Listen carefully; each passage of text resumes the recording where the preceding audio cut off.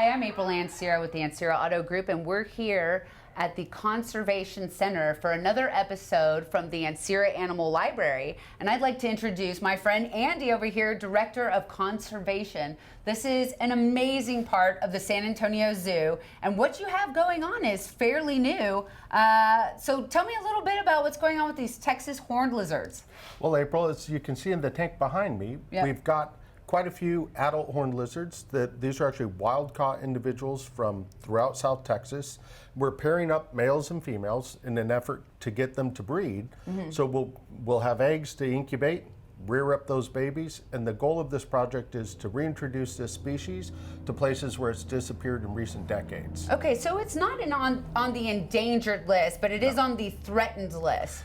And we were talking about it earlier a little bit about how so many people have an emotional attachment and the memories they have about the Texas horned lizard. And that's kind of what you're trying to recreate. Yeah, that's absolutely true. You know, if you talk to people my age or older, they all have fond stories about abundant horned lizards, and they would collect them on the schoolyard and put them back in the garden, and everybody has a story about horned lizards. And yet most of those people where they grew up, where they had those horned lizard experiences, horned lizards have disappeared from those places. And there's a long list of different factors behind that.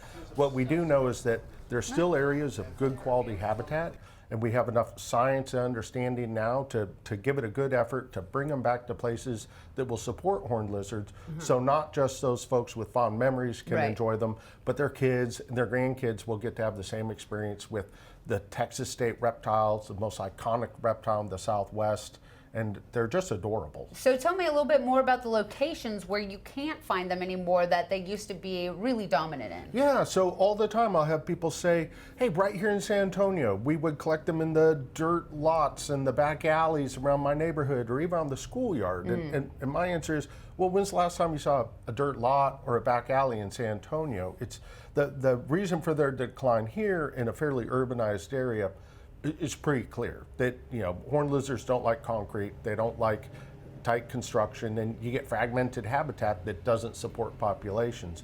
Other places, you know, it's easy to blame fire ants, but we noticed that the non-native invasive grasses probably play at least as big a role in the decline of horned lizards. So if you think about Old World bluestem or one of these, you know, common field grasses that you see now, that's like impenetrable bamboo forest for horned lizards to move through. So we're looking That's something I didn't even think about at all. Yeah, if you live your life an inch off the ground, you know, a big bunch of knee-high grass, that's it's like Honey, I Shrunk the Kids, but for lizards. Right, okay. Exactly. Now I noticed there's a lot of little ants running around here. Yeah. Is this their primary source of nutrition? It is. On average, about 2/3 of their diet in the wild are harvester ants. These are red harvester ants, the common ant a lot of people are familiar with. They make a big sort of gravel apron around their mound, and they're pretty benign ant. They're big and obvious to see. They eat seeds and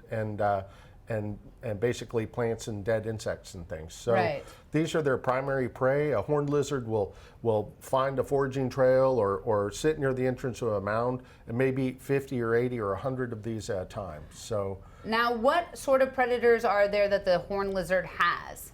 Well, aside from humans. Yeah, well, pretty much anything. So a lot of it depends on the size and the age of the lizard. When they hatch, they're about the size of a penny or a nickel. And I joke that they're kind of nature's popcorn at that point. You know, anything that wants to eat them could, from a large wolf spider to a mouse. And as they get older, the number of predators that they need to fear is reduced, but still snakes, different species of birds, mid-sized mammalian carnivores, they'll all eat horned lizards. So they have a lot going against them, especially at a really young age. Yeah. Which is why we took a tour over on the other side of this lab over here. You have some pretty tiny babies over there, I saw. Yeah, and we're taking good care of them in the laboratory from that hatchling size up until about 3 months of age, when we get them out of that sort of nature's popcorn phase. At that point, they're a little bit better to take care of themselves in terms of avoiding predation, but also once they get to about that 3 month size, they're able to eat full full-grown harvester ants. They can eat all the other prey items are available. So it's sort of a two-sided benefit. One is that we're getting them out of that period where everything wants to eat them. We're getting them up to that period where they could take advantage of that full menu that's out there. So how many do you have right now, and what do you hope to get to? What is your goal? Right now we have about 36 breeders and about that many, actually we have about 40 or so offspring from captive reproduction. The goal is to establish a breeding colony of about 100 adults. So we're still actively growing that colony.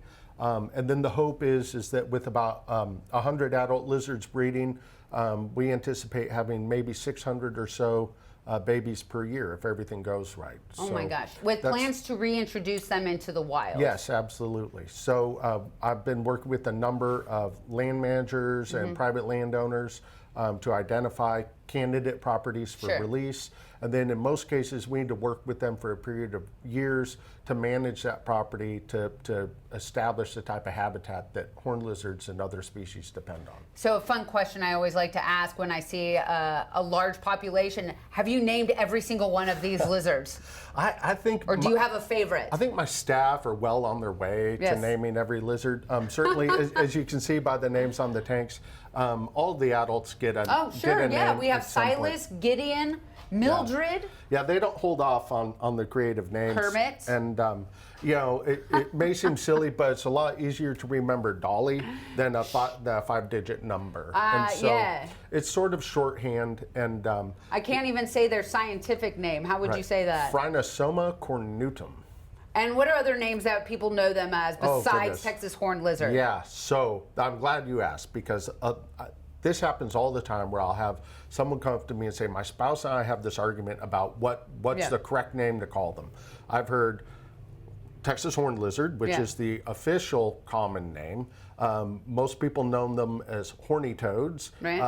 TCU. If you went to TCU, or if you have friends from up that way, they might call them horned frogs. That's it, yeah. There are a variety of names. They're all terms of endearment for this species.